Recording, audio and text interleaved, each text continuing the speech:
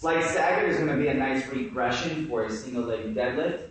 So it's going to be the same sort of setup. The only difference between a slight staggered and a single leg, which would be, of course, progression, we won't kick that back foot off of the ground. So if we are doing a slight stagger, we want to keep that foot just about where the back heel is, or a couple inches behind it, whereas a single leg will kick that foot off. Now, there's a couple different things we need to be focusing on. It's the same for both of them. We need to focus on first foot. We get tripods, from big toe heel, and then the pinky toe. Even weight distribution through those 3 points. And you're going to find it's going to waver a little bit. That's how we're going to build up stability in the knee and the foot. All right, pushing it back, pop it back forward. We want to make sure that we bring those hips back to square. What I mean by that is they're facing forward. What tends to happen, I'll demonstrate on this leg, as we go back, we might open up those hips and add rotation. A, that's going to be a whole lot more unstable, a whole lot tougher. And B, that's not what we're looking for here. We want to move just in one plane for right now.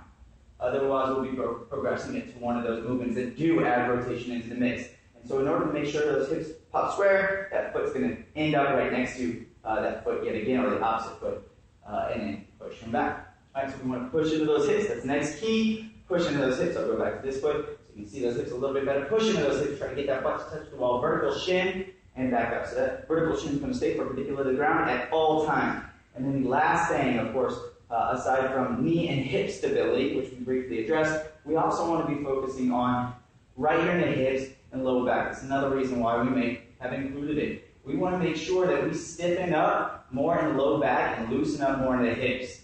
All right, so even though we have weak hips, they may be too loose. All right, but not necessarily one and the same. Strong hips may still be weak. It's not usual, but it's possible. And so what we want to do for that is make sure what tends to happen is as we're going into that deadlift, what tends to happen, this is what we want it to look like. What we don't want it to look like is rounding that low back just a little bit as we push those hips back. So you can see a little bit of rounding right in here. Just a careful eye. So instead, what we're going to do is stick that butt out a little bit more. Get more of those extensors right there in the low back to stick the butt out and maintain a neutral spine. Otherwise, it's going to start arching. We don't want any kind of rounding, or it's going to start rounding. We don't want rounding in the low back at all, period. Just no.